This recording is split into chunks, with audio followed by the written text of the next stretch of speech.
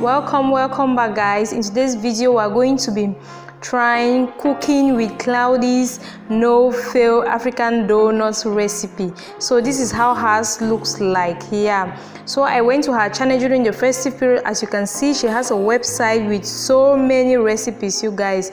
So as you can see, this is the website, and once I got into the website, the first thing I saw was this donuts. Oh my god, and it was looking so yummy and delicious. So I decided I'm going to try this recipe and share it with you all. So if you're interested, you can get to the website and try either this recipe or any other recipe of your choice. She has so many. So let's get into our own.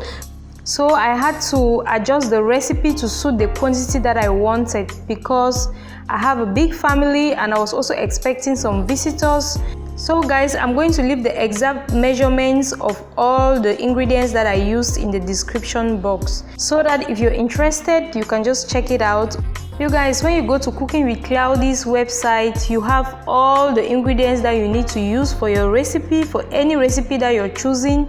You have the steps that you need to follow, like you have the advice, you have everything that you can use to come up with what you really want. Cooking with Claudy is a Cameroonian YouTuber based in Canada, and she has so many recipes.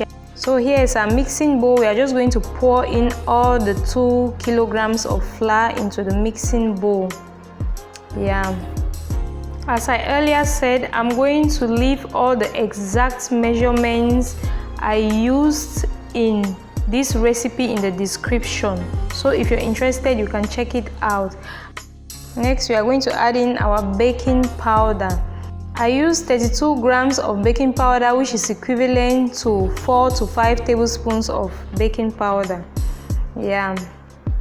We add all the dry ingredients together. As she says in her instructions, you put all the dry ingredients together and the wet ingredients together before you later on mix them. So let's just watch and see how it goes and see how the outcome is going to be.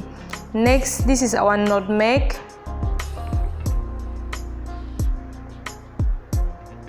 I'm adding in 4 tablespoons of nutmeg, 4 to 5 tablespoons of nutmeg.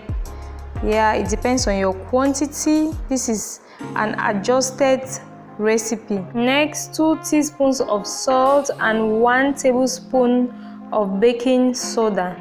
And then we are just going to mix. At this point, I was mixing my dry ingredients together. Yeah, and then we're going to move on now to the margarine, sorry. Instead of butter, I use margarine because it's margarine that I had in the house. So for this recipe, I use 500 to 550 grams of margarine.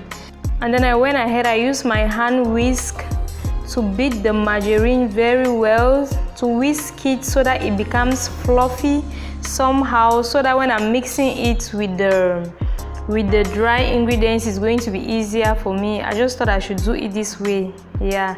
And then next, this is our sugar. I'm going to use 2.5 cups of brown sugar. Also, I'm using brown sugar here because it's brown sugar that I had at home. Yeah, you could use white sugar or any other sugar of your choice. Yeah. So I decided to add it to the butter and whisk it very well, so that it's going to mix easily with the flour and other ingredients. Yeah. You guys, if you don't have a hand whisk, as Cooking with Claudy mentioned in her recipe, you could melt your butter and just mix it at once with the other wet ingredients. Or still, you could take your margarine and mix it at once with the flour. I just did this because I wanted to reduce the time I would spend in mixing the margarine and the flour to form the breadcrumbs texture. Yeah, so at this point, I was pouring in the margarine and the sugar mixture into the dry ingredients. You see that it's going to be very easy for me to mix it and get the breadcrumbs texture. Yeah. So guys, I'm going to leave the link to Cooking with Claudy's YouTube channel and website in the description, so that if you're interested to try any of her recipes, you can always check it out on the website, and it's really going to help you. Yeah, so you see, now we have our breadcrumbs texture. The margarine is well incorporated into the flour.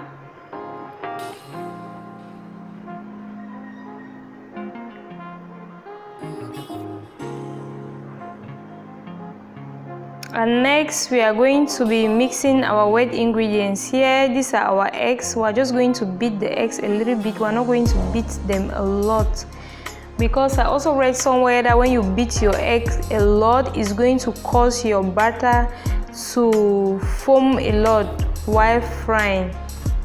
Yeah, so we are going to add in our pig milk.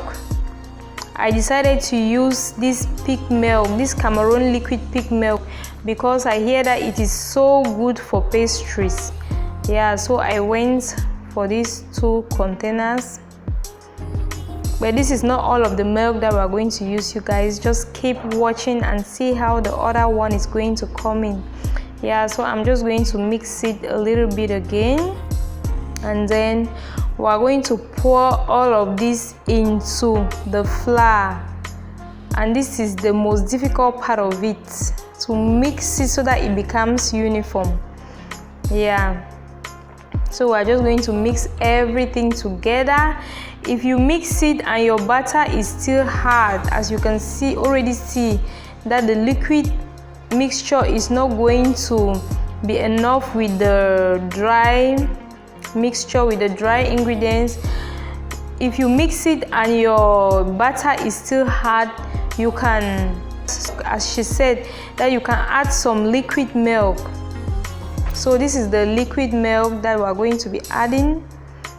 This other milk now is not still pig milk, it's just regular dry milk in the house that I mixed with a little bit of water. And also you could use water, you could use regular water, but I decided to go with the milk. Yeah, so we'll keep adding it like this and mixing till we get the right consistency.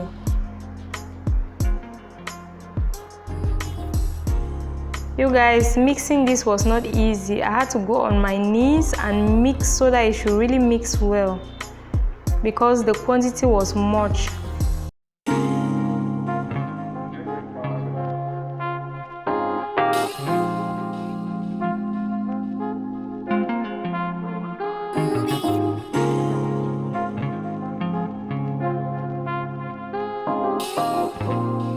So we've now achieved the right consistency such that we can scoop with the hand and fry. At this time my oil was already getting hot on the cooker.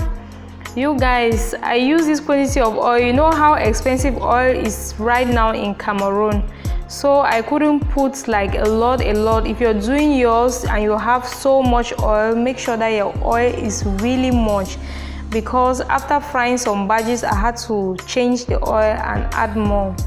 Yeah, so when you put in your batter, as you can see me scooping in my batter, when you put it in and your oil is at the right temperature, your batter is going to float. Yeah, that's what I learned from her recipe. Your batter is going to float, and your oil doesn't need to be too hot. If your oil gets too hot, your donuts are going to be looking cooked outside but will be raw inside. So you have to be adjusting the temperature of your cooker from minimum to medium and medium to minimum. Yeah, to get your donuts to have a beautiful color. So this is what I achieved, guys. After adjusting the recipe, this is what I could get. You can imagine. At least I tried sha, though it doesn't really look so beautiful like hers. Maybe my camera too, one never knows. So this is what I got at the end. Yeah, so if you're interested, you can check out her website and try the recipe. So guys, if you've watched up to this point, thank you so much. And if you haven't yet subscribed, do me well to hit the subscribe button down there and turn on your notification bell so that once any new video comes in, you get a notification and you watch. See you in my next one. Bye bye.